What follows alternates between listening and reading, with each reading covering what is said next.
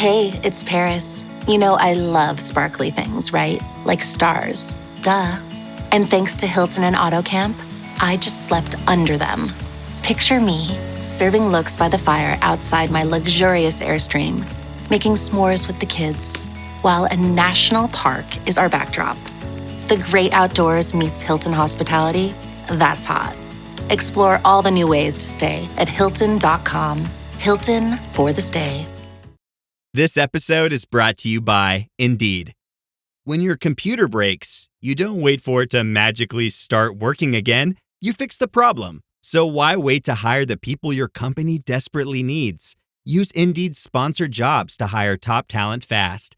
And even better, you only pay for results.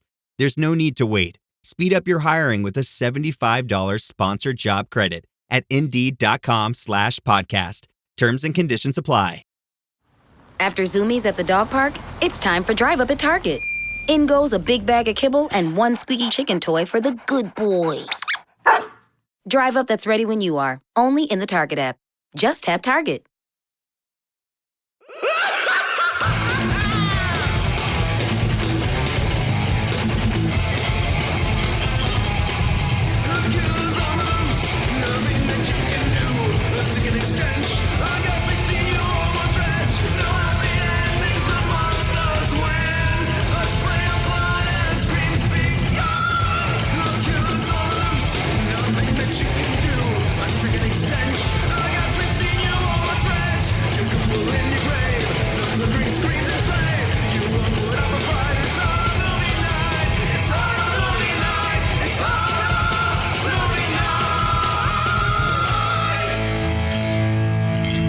Everybody, we are back with another episode of Horror Movie Night, and we're talking about something that's black and white, so you know it was picked by Maddie K. 1955's Revenge of the Creature, which means that we've officially just been watching these films in reverse order.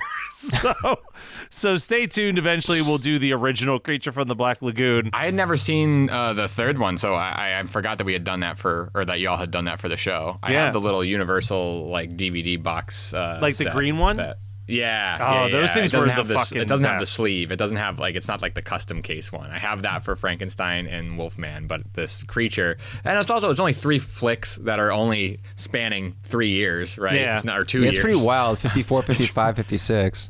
It's such a strange installment. But this was so late in the Universal Monsters run. Yeah. Right. You know what I mean? The Universal Monsters were really the 30s and 40s, and then these just kind of out of fucking nowhere happened.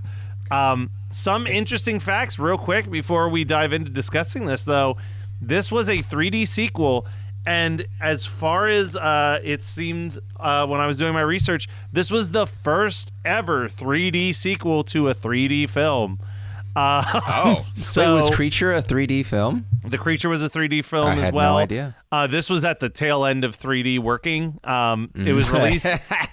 It was released as a double bill with a film called Cult of the Cobra, which the poster for Cult of the Cobra was so enticing I had to look into it, and I knew nothing about it, but it appears to be about some type of snake cult where women can turn into cobras. So stay tuned, I suppose. Let's go. That's an anniversary. Yeah. Okay. It said that it was, it drew a lot of criticism for being too similar to cat people. Oh, okay. To people in 1955. They said, this is too much like cat people. Too much like, okay. That's a strange comparison, but okay. It's like. And I also learned 2 other fun facts before we dive into this. This was the first episode of Mystery Science Theater 3000 when it moved from being a small cable access show to the Sci-Fi Channel. This was their Sci-Fi Channel kickoff episode. And that the stuntman Tom Hennessy almost drowned during filming. Oh, Jesus. He was the actor who played the Creature, and he grabbed stunt woman Ginger Stanley for the scene where they jump off of the pier into the water, and it was shot at night, and what they didn't realize when they hit the water was that the water was full of jellyfish at that time. Oh, shit. A freak current then started to pull them both down, so Hennessy quickly let go of Stanley so that she could swim to the surface, but because he was in the Gillman suit, he became waterlogged and too heavy to fight the current, and he only survived because local boys who happened to be watching the filming from a nearby boat raced over to help lift him out of the water. Otherwise, he would have 100% drowned. Yeah, no, production would have had no clue. There's no shot. Look good. Thank God for local boys. Yeah, local boys. We like local boys. We don't like good old boys. Yeah. Just to make the differentiation. It's a good differentiation, but whatever. There's a word there. But before I start doing the plot summary, there's a lot of water in this, and I think I'm going to take a sip of water. I'm not sure if you guys are going to drink anything, though. Oh, yeah, no, I was a little thirsty. Oh! I snagged Frex, which is a collaboration between Tox Brewing and Long Live Brewworks. But it's got a lizard that turns into a snake, and it's the closest thing to a creature I could have tracked down. So that's what I got going on. What about you, Scott? I have Coastline Crush from Catawba Island Brewing, because that's basically what happens with the creature. He just gets a coastline crush. Yeah, that's true. That's true. He has to stay real close there and just take her all up and down the coast. I love the fact that, we'll get into it, but I just love the fact that he has to take like breaks to go in the water as he's absconding with the woman. Yes, and how many times did he have to go in and out of the water, and how long did they go, and where is she unconsciously waiting just while like he chilling goes in the water, yeah. just like on the beach? I like to think that he actually had a beach bag that he carried along with him, but we just didn't see that in that last scene. So this is one of the easier films to do a plot summary of because it's a pretty paint-by-numbers movie here. A team of scientists return to the jungle in order to capture the Gillman. And we get some scenes that I absolutely love during the scenes in the jungle. I love the Gillman just attacking this crane from a log. Like, it's such a simple, effective shot. We get this awesome underwater footage of the Gillman fighting with a guy that's in one of those old-school scuba suits with, the giant head. I had to wonder, like, was that old tech? Were they trying to, like, in 55, were they like... Oh, well, Scott, here's the answer to that question, because I was thinking about this. Was that old tech? Okay, so my brain thought, is that still how they scuba dove back then? And then was reminded that I'm literally watching underwater camera footage. So obviously, probably not. Maybe they were supposed to be like, oh, it's so anachronistic because they're in the jungle. Yeah. I was like, maybe it's because they're in the Amazon and they just couldn't bring all this gear. But it does feel it's a little odd. Yeah, it's hilarious. But boy, great visual. That's all that matters. Yeah. I like how they like open up his mask and he's like, "Did you get him?" No, he didn't fucking get him. No, it would be like laying right in front of you. The dude who's asking him also he sounds exactly like Dana Carvey's Joe Biden impression. Yeah. He has the same exact accent when he's talking. If I can find a good clip of it, I'll post it on our social media. If I can't, then you can just take my word for it. But he sounds exactly like Dana Carvey's Joe Biden impression. It was uncanny. And I love finally the visual of when they do knock the creature out and he just kind of floats to the surface, very like stiff, but you get like this great look, we've talked about this when we did The Creature Walks Among Us, and you barely even get the creature in that because he's like half human throughout that. This is without competition. Like, Frankenstein looks great, Wolfman looks great, the Mummy looks great, but this is the coolest looking universal monster, period. Like, this was my first monster love. Yeah. Truly. Yeah, you're not gonna. I don't think that, Matt, like, I think that you said that in a really defensive tone, which is ridiculous. I didn't mean to, because, but yeah, like, everyone agrees. Like, it's just, it is the best one. Agreement. It is the best one. Which is crazy because we do have like monster actors and character actors that are portraying these other monsters that are iconic in their own way, but there is just something about this design that is like, it just totally, and I feel like this movie also like really showcased it just a little bit more. More so than the first one, actually. And I have to revisit the first, but I feel like I was like getting it was a lot of creature. There's a lot of creature. Yeah. Well, it's like it's because he couldn't lurk. You know, like I feel like Creature from the Black Lagoon, like the original Creature, was very much like a monster movie, right? And this one is more sci-fi in that they're kind of trying to tame. And I'm not saying this isn't a horror movie. I'm just saying that, like, I think that the aspects of it, the beats are a little bit more sci-fi because they're like they've got scientists that are like trying to communicate with the creature and train the creature, and you know, we I think everybody understands at this point that Creature from the Black Lagoon is really about how humanity can't tame nature. And that it is that the monsters are actually the humans. But I feel like this one does the best job of like showing how inhumane the humans are being.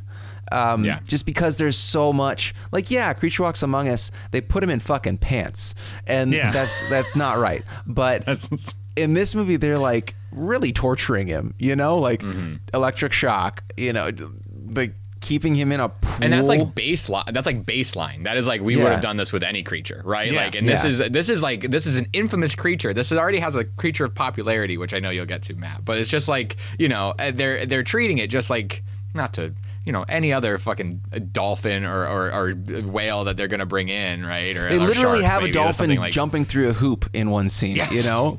Yeah. This is also a great advertisement for that no longer existing aquarium. Clearly, that's down there in Florida. I mean, listen, they cover a lot in this. The only other thing I have before we get to the creature showing up in Florida is shout out to this weird Clint Eastwood first role cameo as the lab assistant who like really crazy misplaced a rat. Like, it is, that was so strange. It's so strange, and it's so like not Clint Eastwood. You know what I mean? Like, Clint Eastwood, you just think of like gritty Western, very serious, and he's doing like this like 1950s like vaudeville comedy act, and he's terrible. He's bad. Yeah. He's very bad in this moment. Can you imagine? He looks exactly like Clint Eastwood, but he's bad. Yeah. Can you imagine a world where Clint Eastwood's first and last role was Revenge of the Creature? I feel like that timeline is probably the correct timeline, and we're in the hell timeline. Yes, exactly. Or could you just imagine where this is all that Clint Eastwood did was like weird comedy from here on out? He wasn't the serious proto-American guy. He just did wacky characters. This is like I think that might be another similar correct timeline, because I think that literally any time that we get Dirty Harry is like, we get Dirty Harry, we get fucking, you know, Ronald Reagan, we get all the bad things. Everything This would be a pipeline into like Disney 70s, like silly scientists or silly dads. Nutty Professor is kind of what I was getting. Yeah. I feel like he could have been really bad in that. It would have changed Disney completely, but it would have been an interesting timeline. Well, needless to say, they do in fact get this creature to Florida, where he wanted to be. Clearly, he's captured and brought to Florida to be studied by Clet Ferguson and Helen Dobson, who begin to fall in love. Now, unfortunately for these two lovebirds, the Gill Man also appears to have fallen in love with Helen Dobson. Who couldn't? She's beautiful. She's beautiful, but listen, they're talking about a date, and he's just lurking inside the window. You know, I think that this creature design is so great because he's a mouth breather already, right? But like, he has like kind of like he's got this like expanding neck that they are pushing. That's his neck beard. And he's hilarious. I really love this creature. I feel like we need to get a still of that shot where he's staring at the window and just write, if you're cold, he's cold. And I think I mentioned this in Creature Walks Among Us. Thank you. I mentioned this in Creature Walk Among Us, and I'm going to mention it again whenever we get to the first Creature film. On top of all of the other praise that I've already thrown towards why the creature is the best of the Universal monsters, one of my favorite things is the soundtrack for when he's attacking. This like trumpet sound that plays every time that he's in a manic It's state that like so bah, bah, bah, aggressive. like it's nuts. It's a nuts sound, and I love it.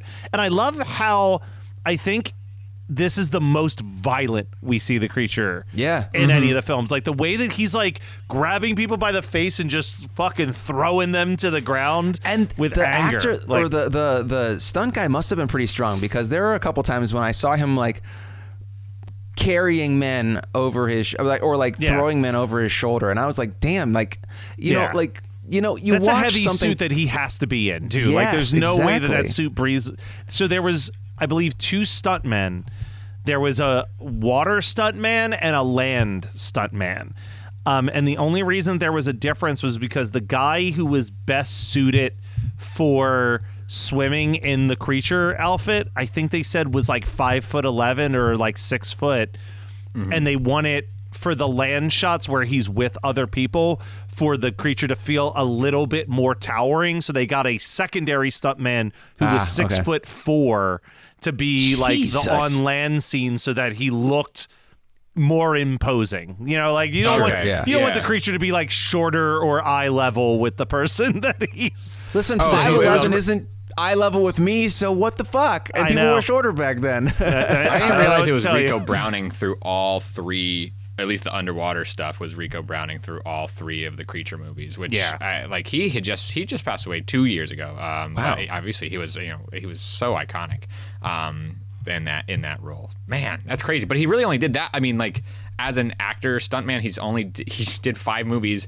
3 of which were the Black Lagoon movies, and then it did 20,000 Leagues Under the Sea as a stunt diver, and then he was in Flipper's New Adventure.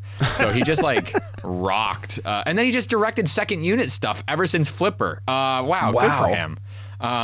Okay, anyway. He's Let's like, see here. I almost died doing Revenge of the Creature. That's enough for me. Yeah, I've seen. kidding. Yeah, I've seen the Hollywood Dream enough. I'm done. So you're gonna put me in pants for the next one? Okay, great, that's fine. Eventually, the creature escapes from his tank, and he tries to flee to the ocean, but returns to land in order to abduct Helen, Cleet, whatever. And the police arrive as the Gill Man is attempting to escape to the water, and that's where they shoot him and save Helen. The end. Like, it's not a They could very have literally involved not script. shot him though. Like Yeah. they could have left him alone because he let Helen go. Yep. Well, I you mean, know, it's the most American thing that can happen. You get your hostage back, and then you just destroy the thing that had your hostage in the first place in split seconds. It's a horrifying thing. the creature, is that why everyone's double feature is going to be the original Night of the Living Dead? It has a similar. No, actually, my Similar double vibes. feature is the NoFX song called "Kill the Hostages." So There it is. You know what? That makes sense too. But yeah, that's the Revenge of the Creature, a fun little sequel. I always hear people refer to this as the worst of the franchise. I absolutely kind of not. see why, It's not but wearing like pants. yeah, but like I think that this movie's fun. It's 85 minutes. It cruises by.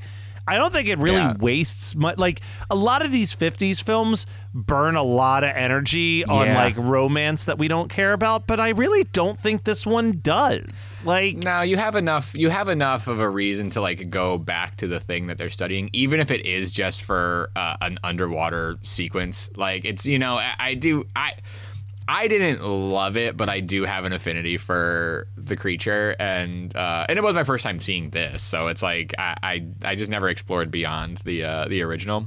yeah. And there's a lot that I was like, oh, okay, whatever. But I think it's just like a time and place thing where it's just like all the like the little bit of like misogyny slash just like, or it was not even misogyny, it's just sexism, I should say. It wasn't like totally Which, misogynistic. like, Just always like asking for the unfortunately, pretty young that's- scientist. yeah, the that's- APB on the pretty young scientist killed me. Yeah, that's, you know, unfortunately, that's just watching any horror film from the 1950s. Is you're gonna deal with a little dash of sexism and misogyny is always just gonna be mixed into that. But you the go creature in knowing itself that. was so good. I think this is the best that the creature looks. I really do. I think that of the 3 films, they really they locked into something with this one. So of course they would put him in pants in the next one.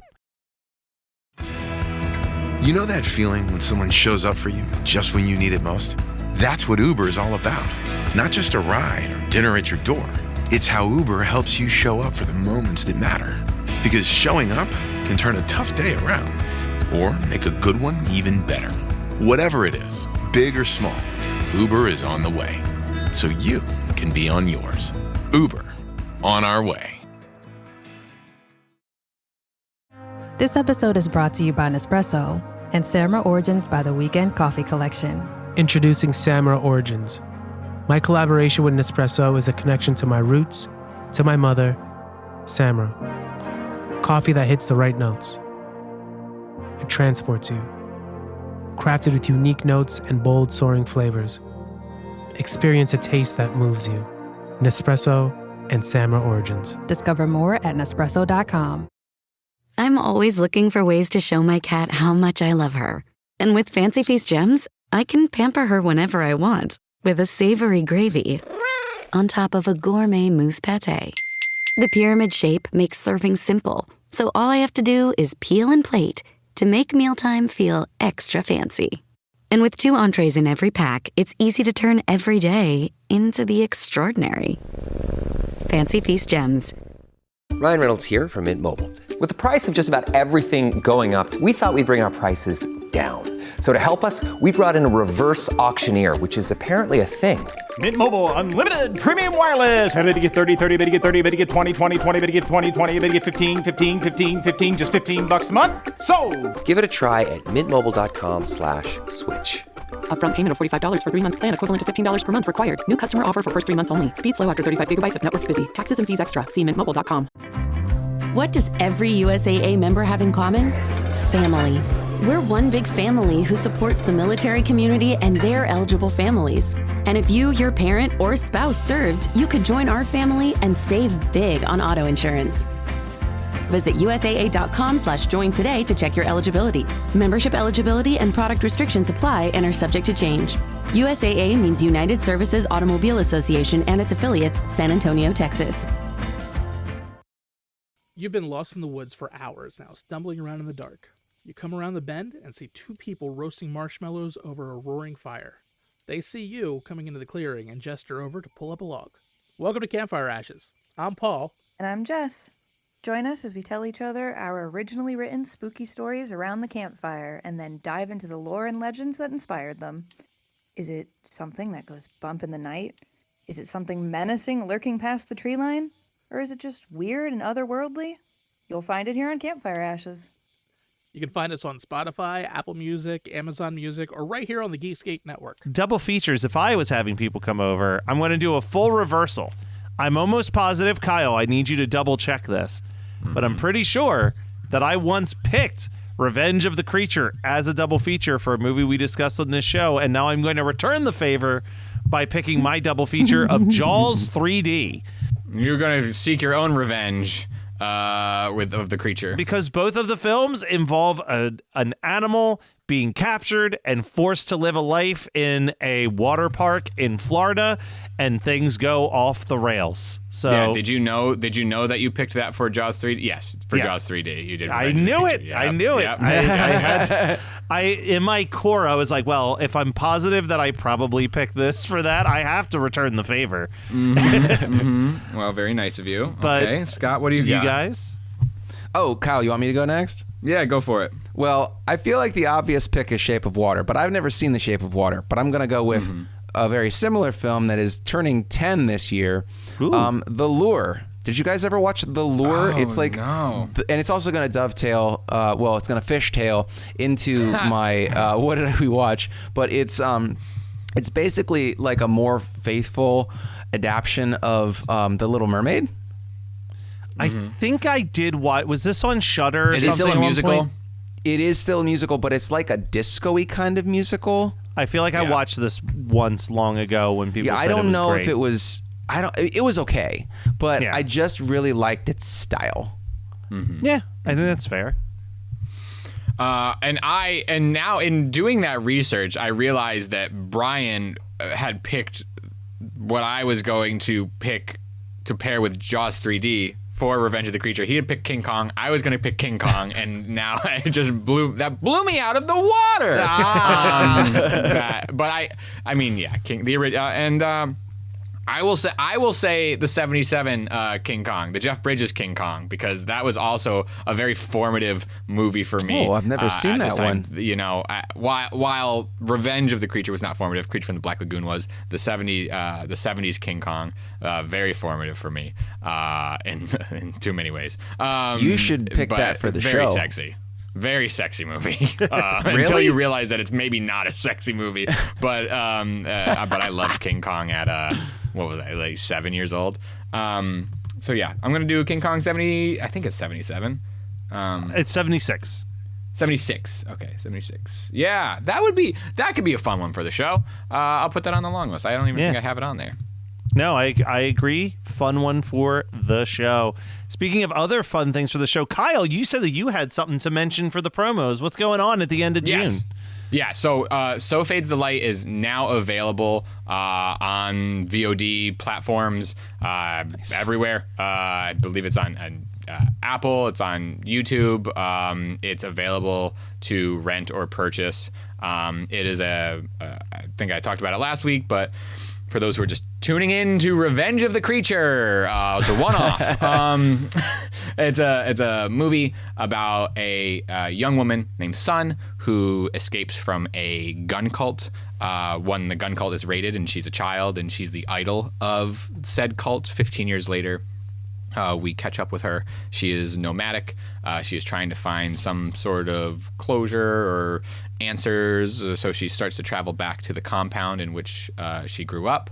At the same time that is happening, the pastor of that cult is being released from prison and also on a journey back to the compound. So it's directed by a dynamic duo named Get Super Rad. It stars Kylie Lotz, who was in my short film Ouchie. That's how I got connected with this crew. It's being distributed by Gravitas, and it's really exciting to have a movie out there, and it's not a traditional horror. It's more of a road movie. It's like a meditation on what it is to learn about / relearn about your traumatic history and what to do with that. It's also about a fucking gun cult. So it has a lot to offer, and I hope you check it out. And I can't tell you how much it means to filmmakers if you are able to purchase or rent. It goes such a long way. It's kind of essential. It's like the way that films like this, or like independent films at all, can still be made is through this support. So if that sounds interesting to you, please check it out. Also, if you want to support things that aren't Kyle's film career, you can go to dashery or hmnpodcast.dashery.com, where you can get all types of cool shirts like this Rhonda's workout shirt that I'm rocking out today. Or our Silly Goose. Or our Silly Goose shirt. There's also... Or one of my chests! There's additional shirts that you can find at hmnpodcast.com. You can go to patreon.com/HMNpodcast for all types of bonus materials, early releases of episodes, video versions of the episodes, vote on some bonus movies for us to talk about. And lastly, email us, hmnpodcast@gmail.com. You can join our newsletter, or you can submit some movies that you want us to consider for Listener Submit It Month. Do that soon, because I don't know, at the time that this is coming out, we're getting pretty close to having to make a decision on some of these things. It might be June for all of y'all, but, you know, we've already recorded well past June by the time you're hearing this and are preparing for September. So the sooner the better on those picks. Now, lastly, we're going to talk about things that we watched, read, listened to. I'm going to keep mine a little bit short. A movie dropped on Netflix that I was excited to finally watch. We briefly talked about it a couple of weeks ago, but Hard Eyes dropped on Netflix. I love Josh Rubin's previous films, and this one is no different. I would say that it's in a similar... Actually, no, it's not even... It is very... If you liked Thanksgiving, you will like Hard Eyes. It's a very similar /80s slasher throwback tied to a holiday. Has a good sense of humor, has some really fun kills. I mean, it's gory as all hell. I was very pleasantly pleased with all of it. Likable main character. Really no complaints. It was a fine watch. So Hard Eyes, check it out on Netflix. Give you a heart on. Yeah. That's right. Well, I'll go next. I watched something that just dropped on Shudder as of the recording of this. I watched The Ugly Stepsister, which is a... Watched I that believe this it's morning, actually. Oh, you did? Is it Polish? Yeah. I think it's a Polish film. I think so. I mean, it's multiple languages, so it was awesome. I really enjoyed it. I was expecting... I guess I knew what I was expecting, and it was less horror, more fantasy, but it's not really fantasy. It still is very much body horror, but it's I was gonna say it's body grounded horror. Body horror. Yes, it's not supernatural body horror. Yes, yes. Although that penultimate scene is. I had to look away towards the. That was very. Do not eat I while you're yelled watching. out. I went Yeah. I was very impressed with how gross that second to last segment was. It's Cinderella, but turned on its head. It's more. I think that it's very closely related to the Brothers Grimm. Brothers Grimm are the ones that did Cinderella originally, right? Well, or is it Hans Christian Andersen? I think it's Brothers Grimm. What I'll say, and I'm curious if you agree with this, what I like about this is that often when we hear like, oh, we're doing a movie called The Ugly Stepsister, but it's like a telling of Cinderella from the perspective of the ugly stepsister, like what that usually means is like, in this version, Cinderella's a bitch and like the ugly stepsister is completely misunderstood. Yeah, and like this one, it's like way more about like, no, the true villain of this entire story is the stepmother. Like the which is really like, I think that I think that I think that my media literacy is solid, right? Yeah. And I think that watching it doesn't like beat you over the head with how shitty the mom is, because she's shitty. Like, let me be honest, like, and be very clear here that she's a very shitty stepmother. But it doesn't linger on that in a super cruel way. I think what it shows is that, and I think that this is the true point of the story, is that women, that the mom put her daughter, and by her daughters, and by association her stepdaughter, in bad situations because of the system of misogyny, and because it's based in like 1700s, early 1800s Europe, and it's basically like, it's this generational trauma. It's kind of talking about how women could only exist as they had no financial mobility, and so they had to be wives. And I really love the fact that the prince is a fuckhead. Like, I also like that it takes away this notion that Cinderella wants him, because she actually. It's so clear that men are just vehicles for wealth. And I know some fucking guy on the internet is going to hear this part of this episode and give us a 1-star rating, because he's going to say that I'm being, Whatever. like a snowflake. But it's fuck in the male movie. loneliness epidemic, right? Like, this is why there's a male loneliness epidemic, if you want to like get into it, because men see women as sex objects or something pretty to like look at it and control. And like the ugly stepsister, so the Elvira, the main character of the film, like, she doesn't know any better. And I actually want to say that at a certain level, the mom is a victim of this whole system of misogyny and wealth that like, so I believe that this actually is the original story, where the Cinderella stepmother is like the mother of the two daughters. Her husband dies, and she marries Cinderella's father, right? And then he dies, and then she becomes like the chambermaid, basically, right? And it's, I like the fact that they say that the stepmother had money, and she was kind of like tricked when she married Cinderella's dad because he was in massive debt, and they are like, she runs in and she's like, oh, he was poor, and so basically like half of her wealth is taken away because the guy's debts had to be paid. And so that like it explains, I feel like what I liked so much about it, and I'll wrap it up, but what I liked so much about it is that everyone who is cruel because of a system of oppression and not because they're just like a cartoon villain. It is so good. It is beautiful. I think that the acting is fantastic.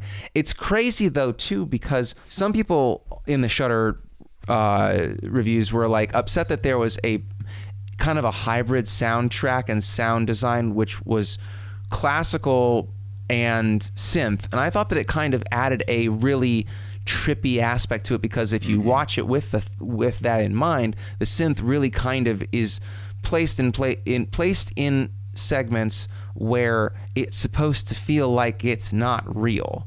Yes. Right. Like, I mean, you're talking about that. I haven't seen it yet, but I just love the approach. And I read this article in Fangoria that had come out about the movie. So I'm very excited to see it. And I love hearing you guys talk about it, because like it sounds like, yes, you're trying to do this like interpretation of a fairy tale that has this thing, but you're also referring to systems that have been around forever and are still applicable to our lifestyles and the way that we live and the way that we have to interact in the world, that like bringing in this synth, this thing that can like be relatable to the present day, or at least can give you this like, you know, illusion to the present day. I kind of fucking love that. I love when sound specifically, I feel like sometimes it's such an underexplored region of film. And it was a choice.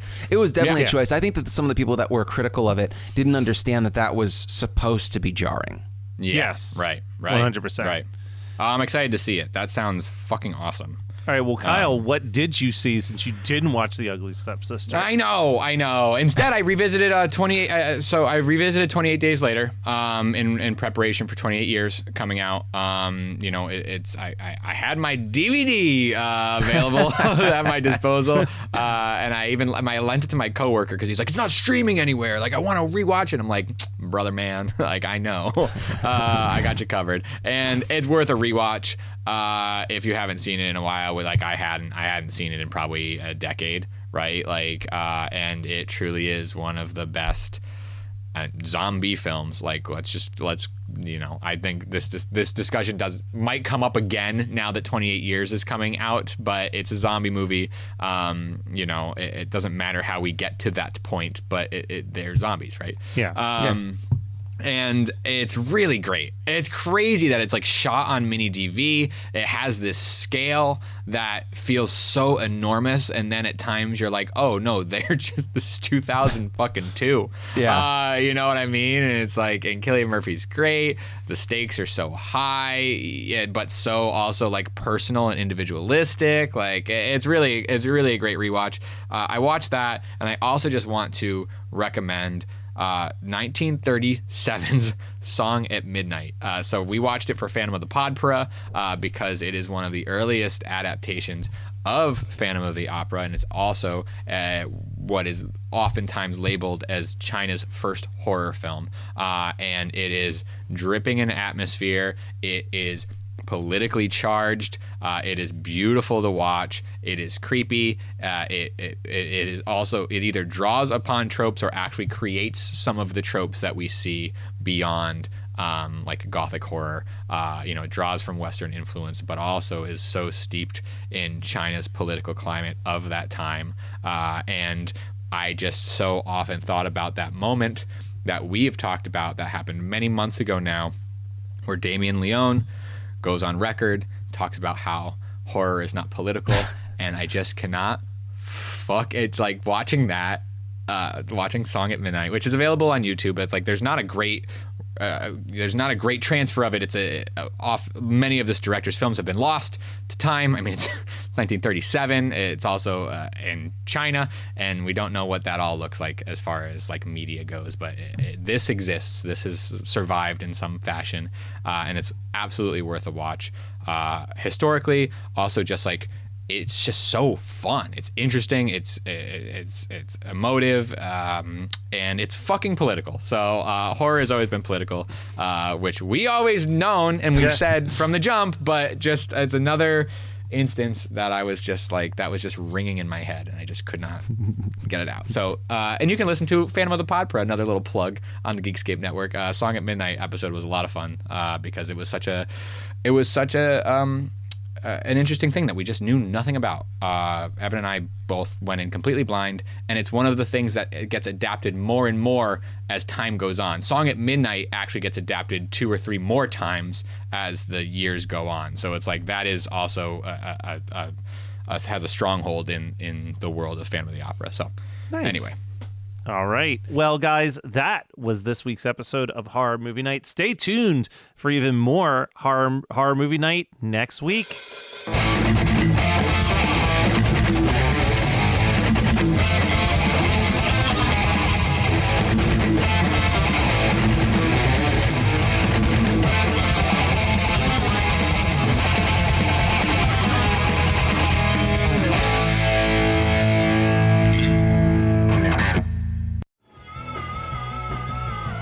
You're listening to the Geekscape Network.